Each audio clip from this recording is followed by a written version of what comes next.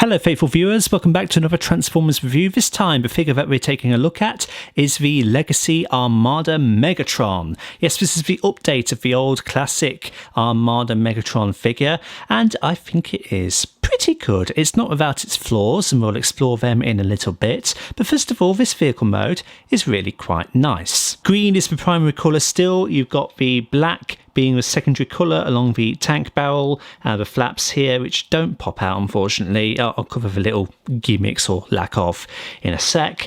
You've got black treads, you've got accents of silver along the rear ends here, and the feet which do of course stick out there, but never mind.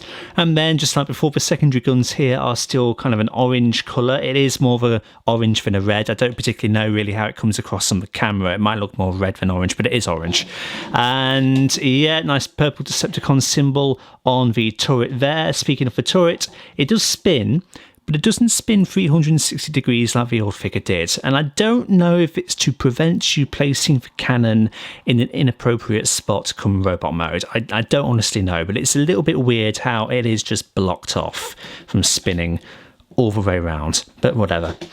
He kind of does have a visible head syndrome like the old figure did there, with the antlers being able to nip at you a little bit. It is covered once again in terms of the face. If we have a look at the underside of the vehicle, you do have some like gap filler bits here, which is different than the original figure. They do just fold away under the legs in robot mode, and we'll show that off come transformation. Decepticon symbols there. It is kind of what you would expect. There are little wheels molded into these faux treads. So in terms of rolling, he rolls really nicely. Overall, I do think that the vehicle mode is really quite nice. It's just a bit of a shame that the gimmicks that the original Armada figure had are not present for this. So if you recall, and feel free to have a look at my Galvatron review for reference, there used to be a switch here which would flip these open. There used to be a little rack that would extend out to form like a little launching pad. That's not on here. There used to be like a little ramp thing on there and an extendable hatch cage thing on that one. There's nothing, and that's a real shame. He doesn't even come with a minicom partner. There are no minicom ports per se on him. It's quite disappointing that they weren't able to incorporate the old play features from the old version into this. As a vehicle mode goes, I don't suppose it really needs them. It's a solid enough vehicle mode as it is, but it just would have been ever so sweeter if it had those features. What it still does have is this gun, which can rotate up there. It used to be a minicom feature. It is removable for some reason. There are no firing missiles on this. Oh, okay, that didn't go back on the way I wanted it to. Get in there. There's no firing missiles, but the cannon here is blast effect compatible, and it is also removable because you can replace his hand with this, and it's a bit weird and dumb and daft, but it's a thing that you can do. Plug that back on nice and easily. This is kind of a different shade of like black compared to the rest of it, which is also a little bit strange, but whatever. It's not the worst thing in the world. But anyway, overall, a very serviceable vehicle mode. Before we look at the robot mode, this is the box that he comes in. It's quite a big box, and you can see I got him for 24 quid. He was originally $49.99, but Game over here in the UK had him on special offer, and that's literally the only reason why I got the figure, to be honest. But hey, thank you Toy Grind, thank you Few for alerting us all to that deal, and I went and got him. But it's quite a nice box, very nice artwork on there. Key art is what it's called. On that side, just enlarged images of what's on the front. On the back here, we've got Armada Universe Megatron with Evo Fusion, which is what they're calling that like thing that you can do where you put the turret on the front.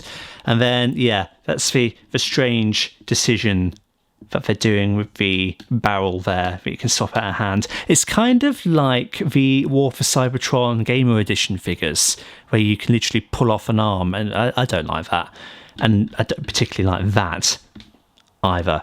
And it's also odd that the render here has a silver barrel, whilst the actual figure doesn't actually have that. It's just strange. 23 steps of conversion, and then some key art for other figures from the line. So you got Armada Prime there. There's a breakdown from G1, Leo Prime, and other like Junkions, and is that meant to be locked down? I'm not sure. Grimlock, whatever. But that's the box in short. Alright, so to transform Megatron, it is eerily similar to how the original figure used to operate. There's just a couple different bits and bobs here, but the general gist is the same.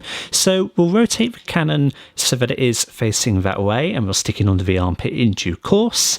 Then we are going to come to the legs, and it taps in now at the side, so we're going to just tap that away. And also there are these gap fillers which do tap into the lower torso. Now, as you can see, I did just pull that one away without any issue, so they're not the most secure of tabs, to be honest, but whatever. So pull that away, and then you can bring the legs down, as you do on the original copy, and then fold in those bits there.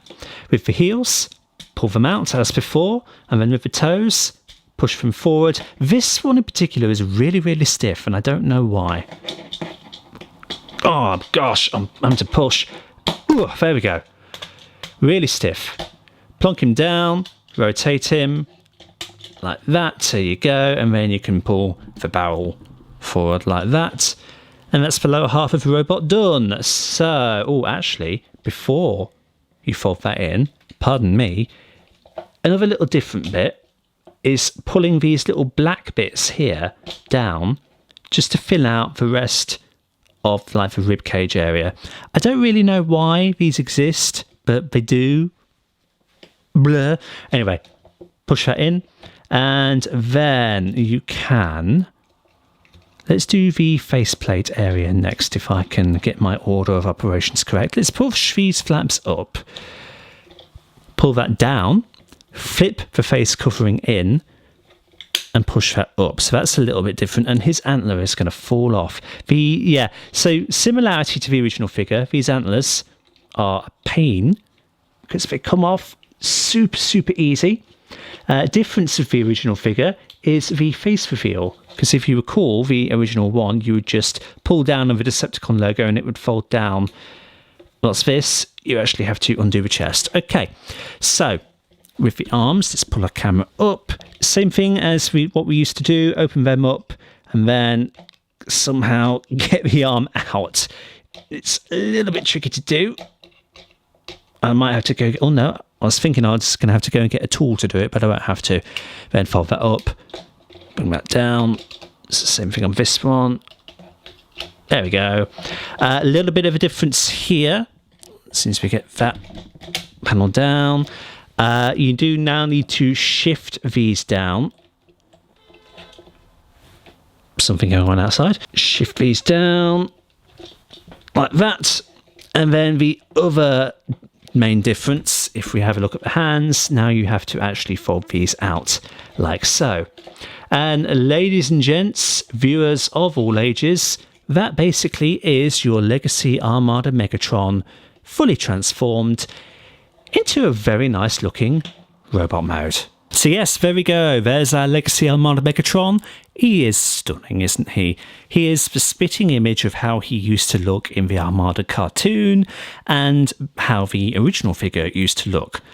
It's just a modernised version. So zooming in, that face sculpt is impeccable with the nice red eyes and a beautiful silver face.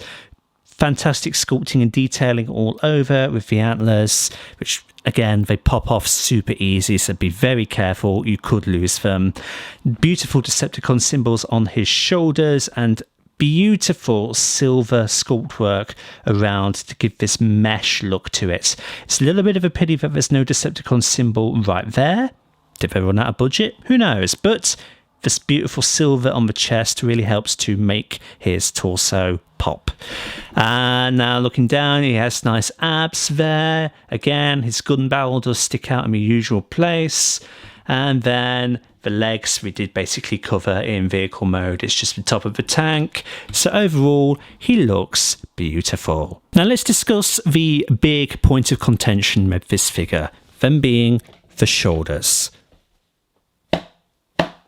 Yeah, this is very annoying, and this is my biggest gripe with the figure, undoubtedly, because when you try to pose him, because these don't lock in, it makes it a huge faff to get him to do what you want him to do. Now, he's a very poseable figure, don't get me wrong. It's just, I don't know why he's like this. And I really wish they'd found a way to get those shoulders to actually lock into place. He also, he rotates there at the arm. The original figure rotated there and all of this went back, and the new guy can't do that. Now, this thing isn't a deal breaker per se. It is a very, very nice figure, but it is just undeniably the worst aspect about it. Is it me also, but does he stand at an angle? I've got him standing straight, or at least I think I do, and I don't know, I'm looking in my camera monitor right now and it looks like he's listing that way. That's odd. That's very odd. So let's take a look now at the, quote, Evo Fusion, which is kind of like the Paralinx thing that the original figure could do. So moving up his arms as we used to, you basically do this in exactly the same way as the old figure. So let's split him right there. Then let's rotate the gun. Oh, no, a little bit difference here. Then you have to bring that down. And then we're going to rotate this around. Flip it back, push him back down, bring that forward, pop that off if you like, but bring it forward also, bring the arms down, lock the shoulders back in, so annoying, and there you go, that is Megatron Evo Fused. Thank goodness this guy doesn't have lights and sounds like the original one did. He can rotate his gun only about that far. Again, the theory that you can't turn it around, so that doesn't end up there, I suppose. But anyway, that's just an idea. I don't know if it's true. I don't know what the reality is, but there you go. That's cool. And I love the fact that you can actually still do that with this figure. Obviously, it makes him compatible with the Legacy Tidal Wave that is coming out. I probably won't get that figure myself because, number one, it's huge. And number two, it'll be expensive as anything. And then we'll quickly show off the gun accessory thing, the modular aspect. Let's fold away one of these hands. Let's pull off the cannon there and stick it in that peg. I don't get it. I really don't get it. I don't know why this is a thing. I don't like it either. It just looks dumb to me. And I wonder, can I do the same here? Looks like we can. Except, no, this isn't compatible. This hole is too big for this peg. So why this comes off, I've absolutely no idea. One strange little design feature is the left hand here. Now, it's moulded that way in reference to the flip-out blade that the original figure had. And just to show that off, here's Galvatron. You can see normal right hand, and then his left hand was like this, and that was the blade. New guy doesn't have that. It's still interesting that they've decided to mould his hand as such. But why really mould it when you don't include the flip-out blade? In terms of articulation, Megatron's head is on a ball joint of Swartz, so it can do a 360 swivel, look up that far, and only look down about that far. In terms of the arms, if you move the flap up, he can lift his arm up that far. He can move his arm out that far. There is a swivel at the bicep, and there is a 90-degree bend at the elbow. Well, it's just past 90 actually, but there is a bend at the elbow. And then, see, look how annoying that is. Flip that down. At the wrists, there is a 360 swivel thanks to the mushroom peg right there. In terms of the waist, there is a waist articulation of 360 degrees, even with the cannon and the turret not folded back. In terms of the legs, great forward kick, realistic back kick, beautiful spread, 360 swivel, 90-degree bend at the knee, lovely ratchet joints, and then, impressively, it does have a bit of ankle tilt, like that. That's something that the old figure didn't have. And look at the moulding there, some extra detail as those like kind of gap filler bits are revealed there. That's so cool. And then the toes, of course, have a little bit of up and down wiggle waggle as well. Overall articulation on this figure blows the old one out of the water.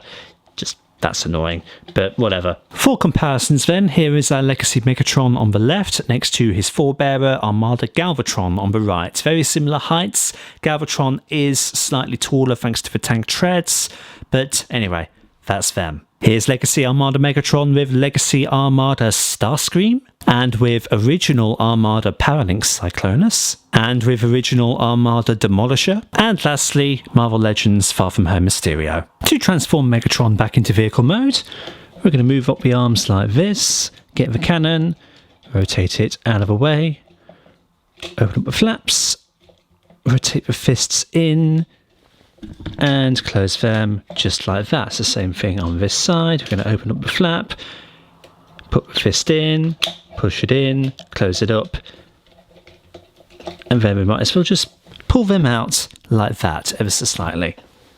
Then we are going to rotate the legs like that. We're going to fold in the heels and fold the toes down. This one is incredibly stiff for some reason.